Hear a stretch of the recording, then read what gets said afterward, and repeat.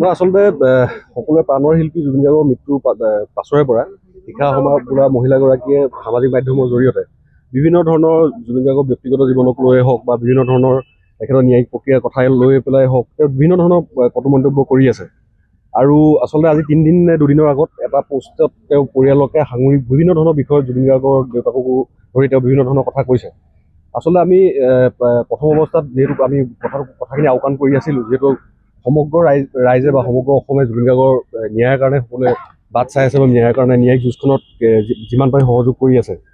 তো সেইখিনি সময়তে তেওঁ গোটেই ইছ্যুটো ডাইভাৰ্ট কৰিবৰ কাৰণে কেতিয়াবা ক'ৰবাত জুবিন গাৰ্গৰ ব্যক্তিগত জীৱনক লৈ কেতিয়াবা জুবিন গাৰ্গৰ সামাজিক জীৱন লৈ পেলাই তেওঁ বিভিন্ন ধৰণৰ মন্তব্য কৰি আহিছে। গতিকে আমি সেইটো কাৰণে আজি Zubeen Garg fan club all Assam Zubeen Garg fan club আৰু Zubeen Garg fan club Kamrup metro লগ হৈ আজি আমি ইয়াত FIR দাখিল কৰিছোঁ শিখা সমাজৰ বিৰুদ্ধে। আচলতে আৰু আমি তেওঁ আচলতে যিখিনি সামাজিক মাধ্যমত যিখিনি তেওঁ তথ্য ৰাইজৰ মাজলৈ আগবঢ়াই দিছে, কি ভিত্তিত তেওঁ আচলতে সেইখিনি আগবঢ়াইছে সেইখিনি কথা আমি জানিব বিচাৰিছোঁ। সেইখিনি মানে বিচাৰি আমি আবেদন কৰিছোঁ আজি। আৰু আপোনালোকৰ ফালৰ পৰা অন্য জেগাত দিয়া হৈছে সমগ্ৰ অসমতে দিয়া হ'ব। যিসমূহ এক্টিভ ফেন ক্লাব আছে অসমৰ বিভিন্ন জিলাত বা বিভিন্ন স্থানত তাৰ পৰা ফেন ক্লাবক দিয়া হ'ব। জিলাত আপোনালোকে এজাহাৰ দাখিল প্ৰায় 20ৰ পৰা 25খন জিলাত এজাহাৰ দিয়া হ'ব। কেনেকুৱা শাস্তি আচলতে তেওঁ কি তথ্য ভিত্তিত এইখিনি কথা কৈ আছে সেইখিনি কথা আমি জানিব লাগিব। আচলতে সেইটো কাৰণে আমি এজাহাৰ দাখিল কৰিছোঁ। সেইখিনি কথাই আমাৰ আচলতে লাগে। আৰু তেওঁ আচলতে যিবিলাক কথা কৈ আছে তেওঁ ভাবিছে কি যে জুবিন গাৰ্গ নাইকিয়া হোৱাৰ পিছত জুবিন গাৰ্গৰ হৈ যুঁজিবৰ কাৰণে ইয়াত মানুহ নাইকিয়া অভাৱ হ'ব বুলি ভাবিছে, কিন্তু সেইটো তেওঁ ভুল ভাবিছে।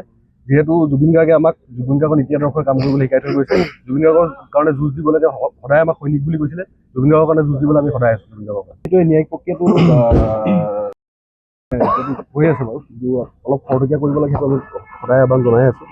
ডেইলি হিয়াৰিং যিটো কথা আমি কৈ আহিছিলোঁ সেইটো হ'ব লাগে। এতিয়া চৰকাৰে স্পেচিয়েল পাব্লিক প্ৰচিকিউটৰ টিমটো বাৰু ৰিপিট কৰিছে, সেইটো ভাল লাগিছে।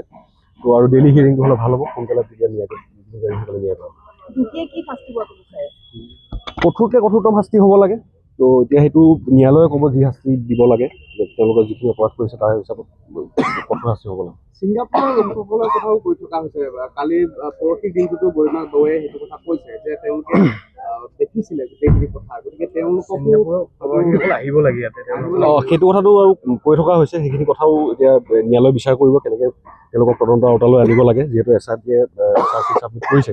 তো সেইখিনিও হ'ব লাগে আচলতে। আৰু যিহেতু গোটেইখিনি কথা প্ৰথম পোহৰলৈ আপুনি আনিছে, হয়, কিবা এটা গাফিলতি হৈছে বা কিবা এটা অঘটন হৈছিল, সেইটো আচলতে সেইখিনি শেখৰজ্যোতি গোস্বামী যিজন অভিযুক্ত তেখেতে মোক আহি পেলাই ইয়াত মেছেজ দিছিলে। সেইখিনি মই ৰাইজৰ মাজলৈ আগবঢ়াই দিছিলোঁ, যিহেতু তাত কিছুমান মানে অফেন্সিভ কথা আছিল বা কিবা কৈছিল তেনেকৈ ধৰণৰ, সেইটো কাৰণে সেইখিনি কথা মই আগবঢ়াই দিছিলোঁ আচলতে। এইখিনি এটা প্ৰশ্ন হ'ল, আপোনালোকে জুবিন গাৰ্গক বহু ওচৰৰ পৰা পাইছে, যিহেতু আপুনি বহুত ওচৰৰ পৰা পাইছে জুবিন ফেন ক্লাবত আপুনি যিহেতু প্ৰতিষ্ঠা কৰা আছে। কিন্তু কথাটো হৈছে যে জুবিন গাৰ্গ যেতিয়া জীৱিত আছিল তেতিয়া এনেধৰণৰ কোনো অভিযোগ নাছিল। নাৰী কেলেংকাৰী অভিযোগো কোনো নাৰীয়ে অনা নাছিলে বা তেনেকুৱা ধৰণৰ অভিযোগ আজিলৈকে থানাতো কোনো এজাহাৰ অহা নাই জুবিন গাৰ্গৰ বিপক্ষে যে নাৰীৰ বিৰুদ্ধে তেওঁ তেনেধৰণৰ কিবা কৰিছে। কিন্তু তাৰ পিছত তেওঁ মৃত্যুৰ পিছত শিখা সমাজ যেনেধৰণে বা একাংশ যেনেধৰণে নামি পৰিছে, গোটেই বিষয়টো লৈ আইনে এটা বিশেষ ব্যৱস্থা লোৱাটো নাভাবে নেকি এইটো জৰুৰী? সেইটো কাৰণে সেইটো বিচাৰি আমি আচলতে আজি এজাহাৰ দাখিল কৰিছোঁ।